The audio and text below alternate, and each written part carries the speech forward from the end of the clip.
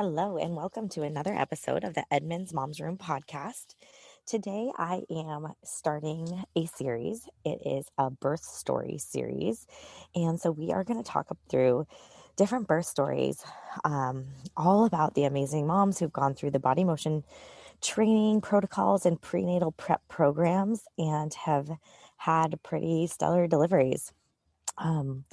We aren't going to share any traumatic events. We're sharing good, happy birth story events because I want this to serve as a training tool for people preparing for birth.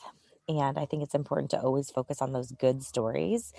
And, our rates at Body Motion Physical Therapy of vaginal delivery are absolutely incredible.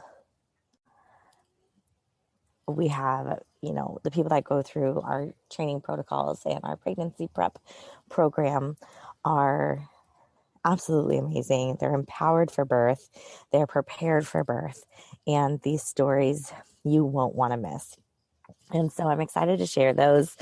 I got really into this, and started body motion physical therapy after I had my two kids. So I never got to put myself through the protocols that I've created for body motion. And so this is my first pregnancy where I have been able to do that. And I am so excited and delighted to be able to, go through this protocol myself, really do everything I say and preach. And it's just been, first off, a much better experience for my body. And second of all, I'm just really excited to see how it, turns out for my birth. And I'm excited that hopefully I can avoid tearing this time and all that good stuff. So my first two births were hospital births. They were at Northwest Hospital, which is an absolutely amazing hospital here in the Pacific Northwest. And I can't say enough good things about the nursing staff, the providers there, just the whole care system is absolutely pretty awesome there. And they're a lot more holistic and nurturing than what I've heard from other stories. Obviously, I haven't experienced any other hospitals, but they have been truly great. So I am a little sad not to be delivering there this time, but I'm really called this time around to just do a home birth. And COVID was pretty much icing on the cake for that. So my first two births, I'll talk through Chloe's birth. She is my 5-year-old, almost 6-year-old next month. And she was my first birth. So how old was I? Oh, goodness, I don't even know. And I can't do the math because my pregnancy brain. So whatever almost 6 years ago was, she was 9 days late. And with her, I worked up until my due date. So I was, working in a busy outpatient clinic, treating 17, 20 people a day. And I worked up till my due date. Right there is my first mistake. And one of the first things I tell people not to do. And that is take at least 2 weeks off before your due date. So you can really allow your body to go into that parasympathetic relaxation. So that's that rest and digest period. Because when we're working, we just naturally, we're going to kick on our sympathetic nervous system. And it's hard to break out of that. And it's really hard for the body to go into labor when we're in that sympathetic nervous system spike. And so I worked up until the due date. I worked out until the due date, continued my high intensity training and HIIT training throughout the entire pregnancy, along with heavy lifting. I didn't focus a ton on mobility, although mobility was part of, and flexibility was part of some of the programming. It just was definitely not enough. And I was a former athlete. So my body was tight. I was in really, really good shape. And, I was probably in some of the best shape before that. So I was pretty, fit, to say the least. And although that's great, and I had a lot less aches and pains because of that, it was not ideal for going into labor. And so with Chloe, at the 9 days late, I got a foot massage the night before during that pregnancy, I never did internal pelvic floor PT. I did a lot of biofeedback training, and I had people work on my external pelvis, which is some of the stuff that we do is we work on the external pelvis as well. But a big missing link to this birth was truly the ability to not have prepared my pelvic floor in the way that it should have. So when I say sticking biofeedback on the pelvic floor, these are little electrodes that PTs will use to stick on like right outside the anus. And it is what it shows is the kind of the action potential of the muscle.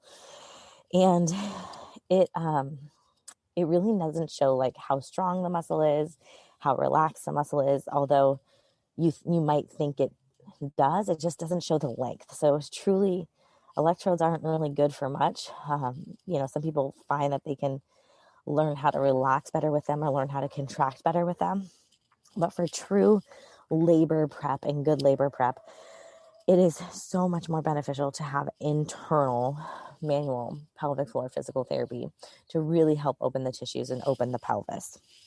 Now, you only do this kind of work if you're not on pelvic rest. So anyone who's on pelvic rest or is not able to perform or engage in penetrative intercourse, they would not be fit for internal pelvic floor work during pregnancy.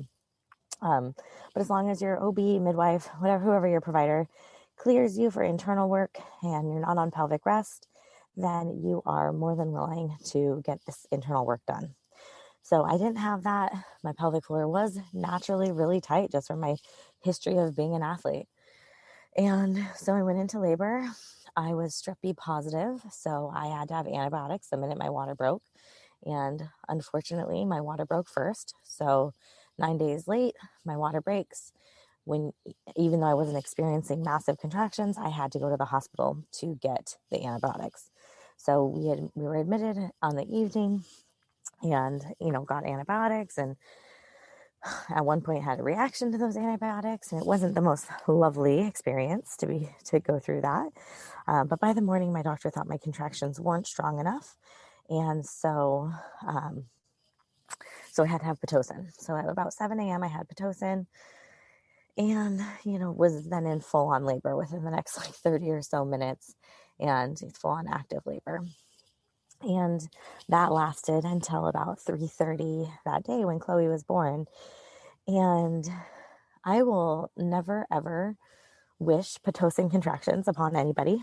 I was hell-bent on not having an epidural. So that just was out of the question for me. So to live through these Pitocin contractions was pretty much hell. It was not fun. It was, I could breathe through them, but not really. You don't get much of a break with Pitocin contractions. And it wasn't like that meditative, beautiful birth that I had wanted to have. When I got to pushing, I had to push for 3 hours.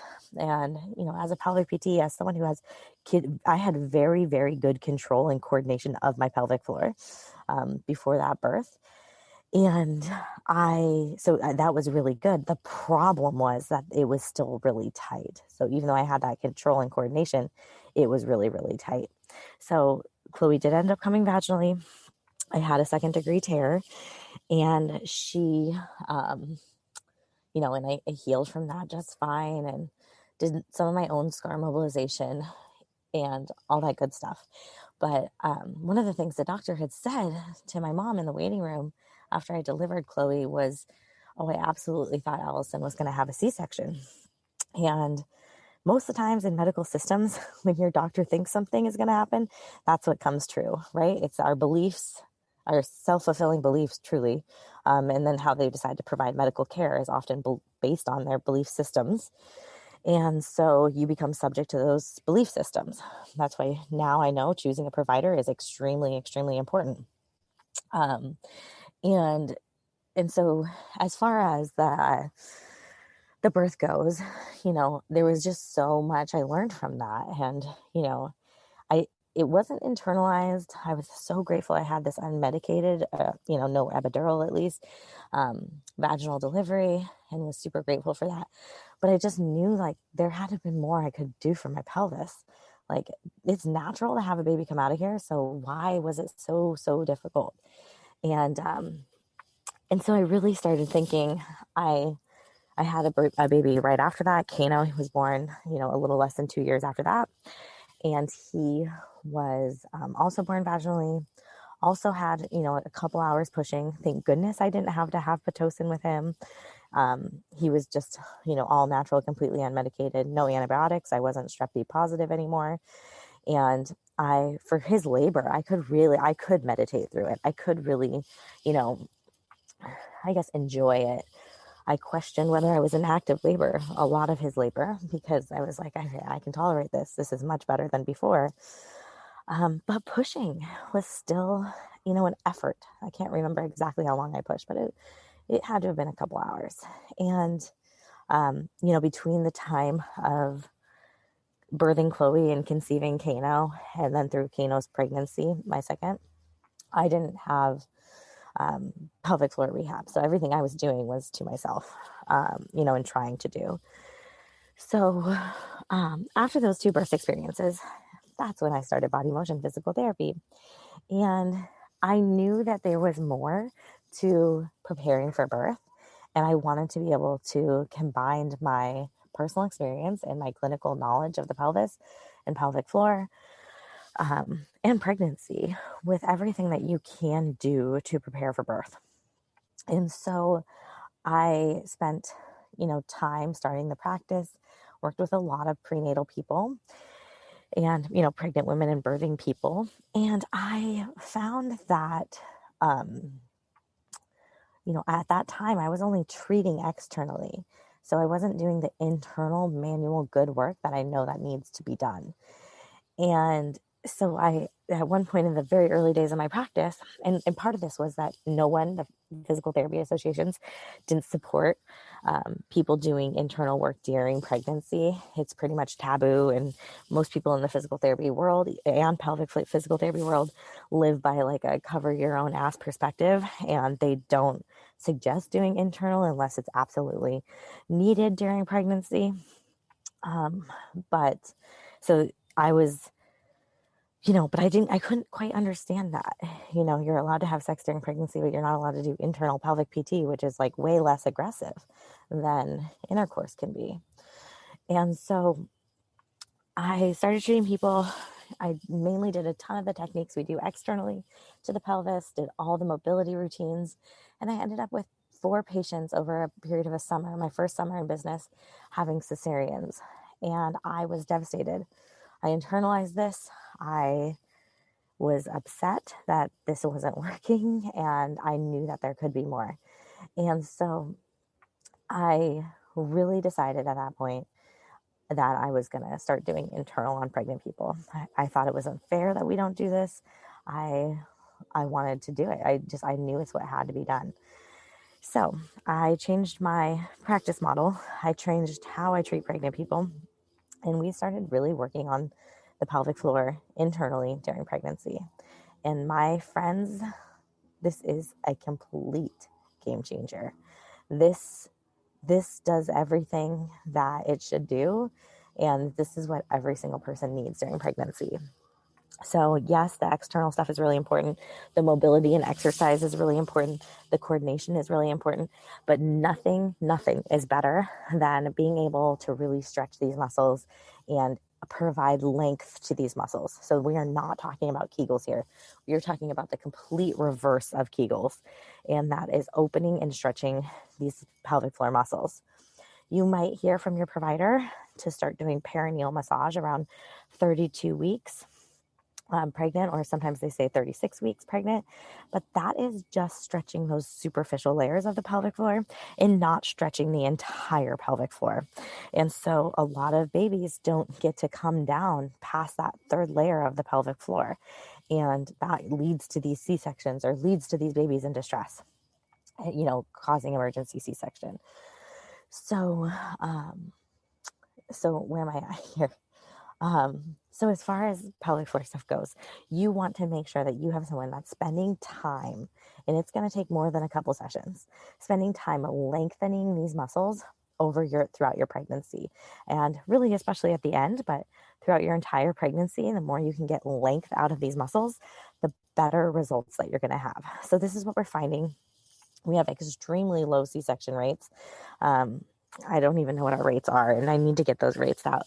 But I think last year we had over 40 births and we had 2 C-sections. I need to get the official data on what that is. And this year, I don't think, we've had 1 C-section this year and we've had a ton of births. So we're maybe at over 20 already. So it's pretty cool. I'll get some official data and hopefully I can drop that at the end of the birth story podcast.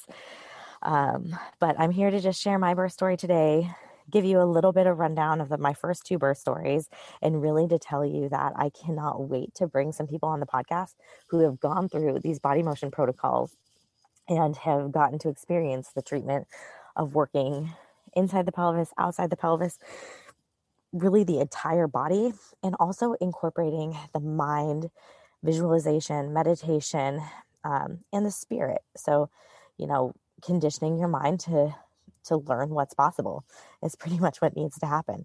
So I'm excited to kind of go through what treatment protocols look like. I'm excited to bring on people that have been through our protocols and have had just amazing stories. So you can go read our testimonials or, some of our Google reviews, and people will drop parts of their birth stories in, but they might not tell you the whole thing. And so that's why I'm doing this podcast is I want to bring people on who've been with us during their first birth, who've been with us during their second births, and how much easier progressively these get.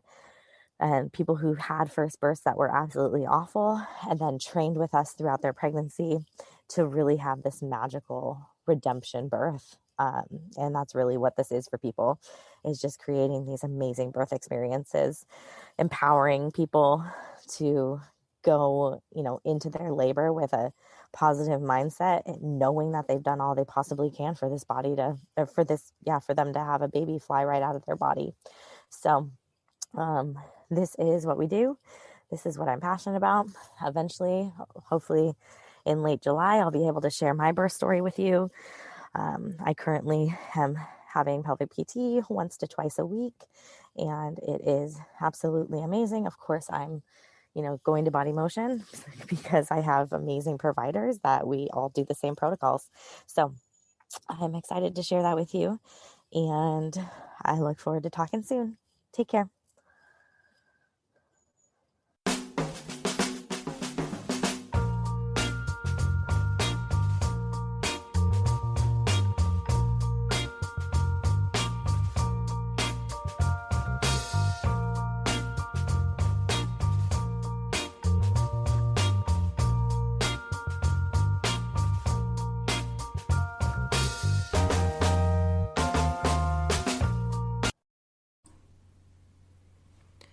The Edmonds Moms Room podcast is brought to you by Body Motion Physical Therapy. We help women through pregnancy and beyond so they can live active, confident, and healthy lives.